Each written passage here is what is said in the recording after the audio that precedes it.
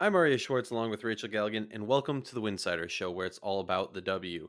The Phoenix Mercury. What's their roster situation and what situations are they facing in this free agency period? Let's dive in.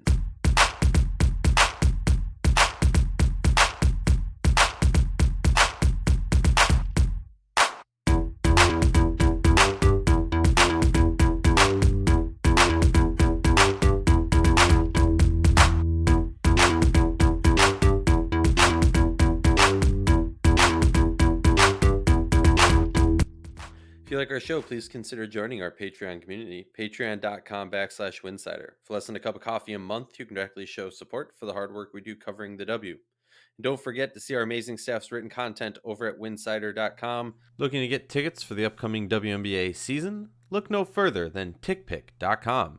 TickPick has a great variety of WNBA tickets, from the cheap seats to the front row, so you can see it all. And they have a money-back guarantee with no fees for your WNBA tickets. Use the link www.tickpick.com/Winsidr for all your upcoming ticket purchases. The Phoenix Mercury, one of the headline teams, you could say, of this WNBA offseason, mostly because they don't have a head coach.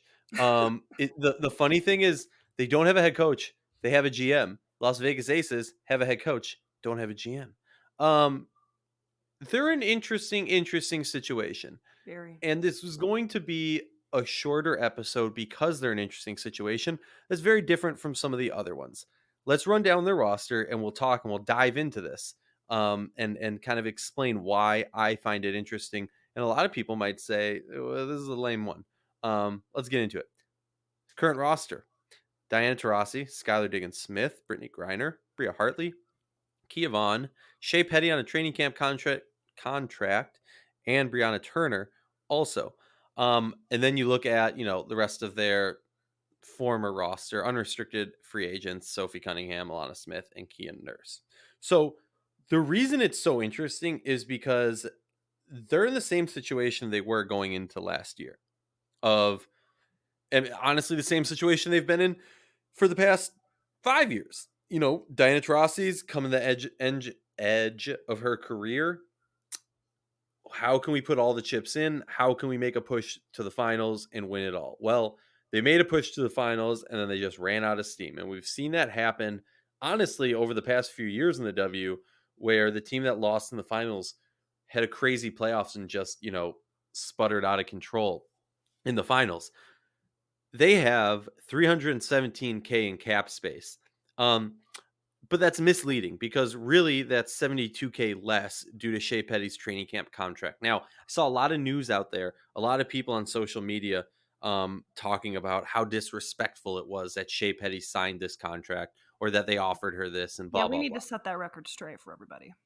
Let's set the record straight. She signed a training camp contract, which is a team friendly deal, yes. But the reason she did that is because now they have 317 in cap space, which allows them enough space to sign a Kia Nurse, to sign another free agent, or to at least make offers to other free agents, because that 72K training camp contracts do not hit the books until their official contracts. And by official, I mean seasoned contracts, not just training camp. So doing this is a vet savvy move by the GM, by Pittman, to say, hey, Shea, we're committed to you. This, I understand people are going to say, but it's still the minimum, blah, blah, blah, blah, blah. That's fine. They signed Shea Petty. To anything more, you're not talking about bringing back Kia Nurse. You're not talking about possibly adding one more player, and they have to have 10 people on the roster. And most likely they're going to be playing a 10-person roster this season, maybe 11 at best, just based off of the numbers. Like, let me run down it. It's 1, 2, 3, 4, 5, 6, 7, 8 players after they sign Kia Nurse, right? So that's just a tricky situation where they're going to have to sign on 2 more players at a ridiculously low number. And this is why it gets so interesting, because like someone like a Kia Vaughn who's making 110, that's not an outrageous contract, but they might have to, try and convince her to get cut and then bring her back, Sure. or to readjust that contract so it's a little bit more to make space. Because again, assuming that they're able to bring back Nurse, they still need to bring back or not bring back, but they still need to bring in 2 other players Yeah. at a minimum. And let's just run down the numbers. Rachel and I were just doing this, right? So they have 317. You minus 72 out of that 317 for Shea Petty's contract. You're down to 245. Let's assume Akia Nurse is getting somewhere between 125 and 150. So you're going to minus, let's say, 140 from that. And you're talking about 105 to sign 2 players. That's not even enough money to sign 2 players. So that's where this whole situation, and maybe I'm reading the numbers wrong, maybe I'm confused about something, but that's where it gets so interesting of this is going to be a situation essentially of having your 4 players who are making right at that 200K mark and north of it. Yeah. Those are the protected 4. And then everybody else basically making the league minimum. Yeah. We talked about depth in the playoffs last year and how much this team can be hindered with injury, whether Tarazi's playing at full strength or whether Kia Nurse is healthy. Bria Hartley, I mean, that's got to be great to get her back. Shea Petty's been phenomenal and consistent and had an opportunity. But this Having is Turner at 72 is ridiculous, by the way. They're so lucky for that. 100%. But yeah, like this is a tough situation. And here we are, in the middle of negotiations and talks and conversations. And obviously, they have a GM, so they can be doing that at this point. But without a coach, it's difficult as well. I mean, you have to think that the direction of where this is going, combined with the coach, you find a way to keep the core together and put enough pieces around where you hope that maybe you try to find some depth. I mean, it's going to be really tough. One, I have questions around Kia Nurse and her health. Is she going to be able to play this year? I've heard conflicting reports. I don't know that for sure.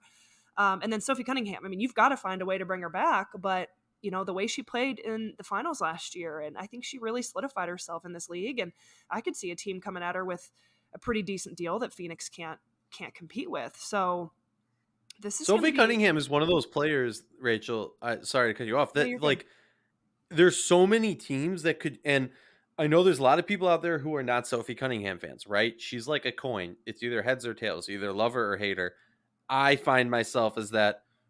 I'm not gonna lie. I love that type of player. I love a player who's gonna talk a little smack, who's not gonna back down, who is gonna do her thing. I respect players like that, and I think honestly in the W very often players are encouraged to not be like that. Well, And I think it's good, but she brings. You talk about this, Rachel. She brings that.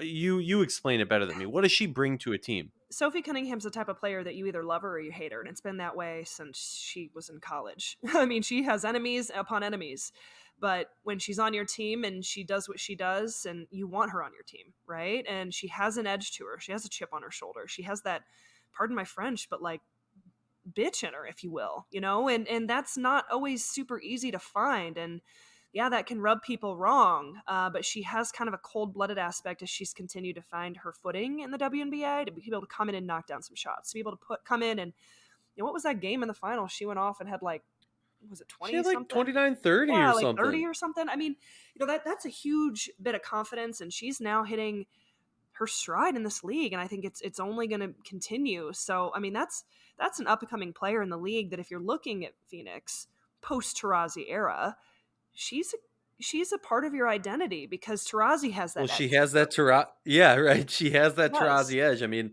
Rachel, I don't know if you remember, we had her on the show in her rookie season where she had gotten a couple texts and we were asking her about that, and she kind of laughed and mentioned that Tarazi had told her, "Do you be you, I'll pay your fines." And which I thought was like the perfect mentee mentor Yeah. moment for a Sophie Cunningham and a Diana Taurasi. Like that is like a storybook situation.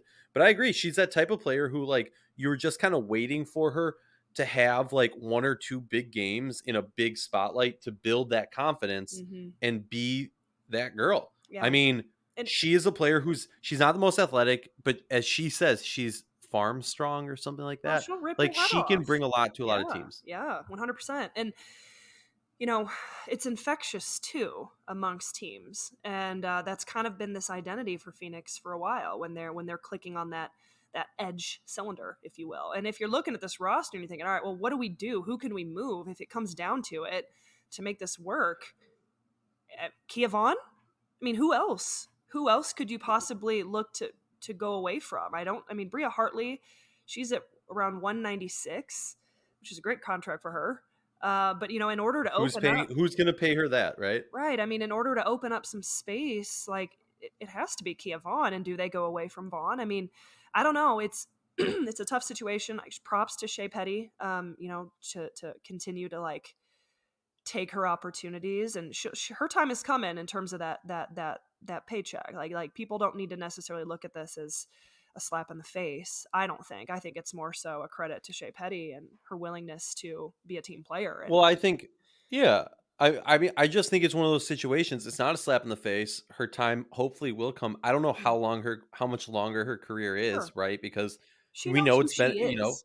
Yeah, she knows who she yes. is, and she's found a home in Phoenix, and she's found a core that, I mean, they were just in the finals last year, and so this has been a great run for Petty in Phoenix. And I would imagine, I'm not speaking for her, that like, all right, I want to run this out as much as I possibly can. Like, let's bring this core back and see what we can do. The problem is, one, can you bring them back? Two, the health of Kia Nurse and the health of this roster, and how does that play with your depth? That's the biggest thing, and I don't know the answer to that. Oh, totally. I mean, look, and to exemplify, that's not the right word. To to shine a light on it, the person on this roster that's most likely to be moved, in my mind, right? This is not based off sources or anything else, is Kia Vaughn. Just met it. Obviously, yes, I've heard all the rumors about Brittany Griner. Is Brittany Griner going to stay? Blah blah blah blah blah. Kia Vaughn, right? Like she's making 110, and that's 30K give or take that could be used. Remember, we were talking about it. They were going to have a 105 somewhere around that, depending on where Kia Nurse signs. But they're going to have you add that 30K to that 105, and now you're inching into a situation where you can sign two players. Maybe you skim a little bit off the top from Kia Nurse and she drops it down to a 120, right? Or a 110. Then you definitely have enough space. It's going to come down to the fact that they have so much of their roster. And I've spoken to agents, I've spoken to GMs and players who have talked about this. The new CBA is going to have a serious impact on the middle class players of this league because when you have so much money sunk into Diana, Skylar, Brittany, Yep. and Bria, you don't have enough money to sign true vets. You have enough money for one or two vets at a very small minimum, and you have enough money to get some rookies Yep. on rookie scale. And it's just I don't want to speak to if it's going to hamper the overall level of play. What I will speak to is that this is a situation that people have warned about, and Phoenix is facing it right now. So I'm not even going to talk like I guess this is the one conversation we can have. Looking at the bigs who are available, who can they get if they can't get Kia Vaughn to lower that salary? I have to assume they're looking at moving her Mm-hmm. or, Hartley, Griner, Diggins, Smith, or Tarasi. One of them has to move. Realistically, Kia Vaughn's the one who I think you would have to be talking to. Yeah. And I mean, I'm looking at these bigs and I'm trying to think of like who could be someone. Maybe a Kalani Brown to replace a Kia Vaughn. Maybe Mm-hmm. I don't even know. Maybe a Stokes. Maybe, Elizabeth Williams.